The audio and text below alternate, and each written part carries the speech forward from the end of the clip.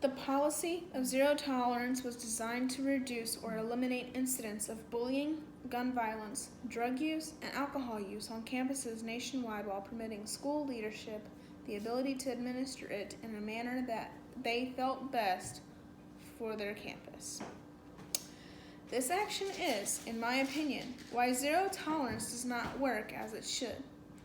In this case study, a school exercised its policy to randomly search student vehicles for drugs.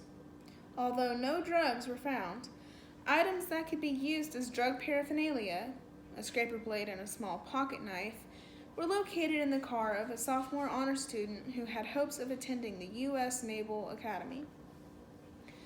The items did not belong to him, but to his father, who had used the items to repair the rearview mirror the previous night and had unintentionally left them in the car.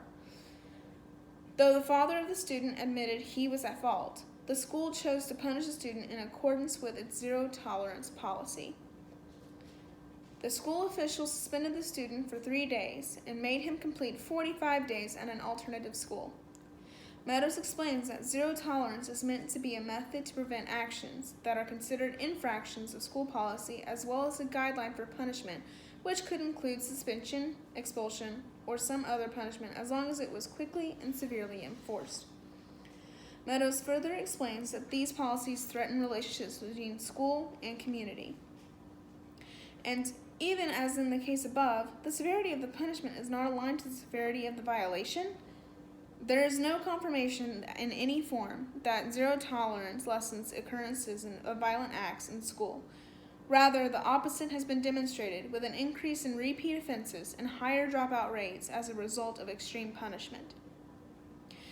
The data indicates that, even though zero tolerance policies have aided in reducing the number of drug and firearm infractions and in enabling students and the community to feel safer, the policies fail to, quote, apply discretion on a case-by-case basis, end quote. In an article written for the online publication Shared Justice, Farnell Maxine believes that zero tolerance puts more emphasis on the punishment rather than the prevention or restorative practices.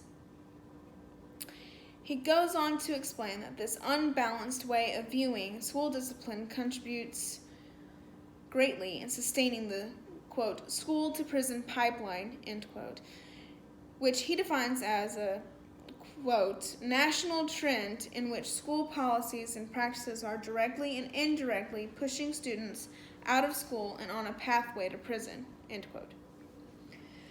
Maxime believes that when school authorities are required to enforce punitive consequences on students, regardless of the reason for the student's behavior, including self-defense, or previous disciplinary issues, the schools are inadvertently drawing students into the pipeline. Furthermore, he goes on to stress the importance for schools to reevaluate how they punish students and focus rather on how to universally nurture these students to become confident, productive members of society. The perception is supported by research conducted by the American Psychological Association's Zero Tolerance Task Force in 2008. The task force was created to study existing evidence and make suggestions on ways to reform zero tolerance policies. The task force studied research to determine the effects zero tolerance policies had on child development, the connection of education to juvenile justice systems, and students, as well as their families and their communities. Initial findings by the task force revealed that there is not a clear, single definition of what zero tolerance is, and this hinders the ability to determine how widespread these policies are in America's schools. One observation indicates that there is a bias with zero tolerance in racially diverse schools. Reasons African American students may be more severely punished than their white counterparts could be as a result of insufficient training of educators in cultural diversity and racial stereotyping. The American Psychological Association Zero Tolerance Task Force made the following suggestions for improving the current policies. Administrators should allow teachers more flexibility to address issues requiring discipline.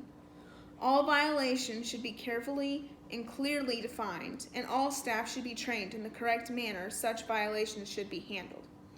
All school discipline or violence prevention plans should be evaluated to make sure corrective measures have favorable outcomes on modification of behavior and safety on campus. Alternatives to zero tolerance were also suggested, such as carrying out steps that positively change the school atmosphere and the acceptance at the school. Another suggestion was to rebuild a connection with at-risk students through the use of assessments that determine level of risk. The task force concluded the review by stating that, quote, the duty of schools to preserve a safe climate to encourage a positive and productive learning climate, to teach the students personal and interpersonal skills they need to be successful in school and society, and to reduce the likelihood of future disruption, quote, end quote, is paramount. Though it appears logical to remove disruptive students in order to make schools better for the remaining students, or that severe punishment will result in better behavior in the offender, the evidence does not support these ideas. It was the opinion of the review that changes in zero-tolerance policies are warranted and alternative policies need to be developed and implemented. My opinion about the zero-tolerance policy is that schools should back up their actions when they claim they do not allow bullying in their facility or weapons and drug use on school property. The zero-tolerance policy was not well enforced based on my experience at my high school. During my freshman year, a senior student was getting bullied and the staff did not do anything to prevent the bullying. Later that year, the student committed suicide by standing on the train tracks, allowing a train to hit her. Another incident during my senior year was when a student was getting death threats from another student. The issue was reported, yet the school administrators claimed it was not a form of bullying and dismissed the matter. Therefore, I agree with Meadows that evidence does not support current assumptions that zero tolerance lessens occurrences of violent acts in school.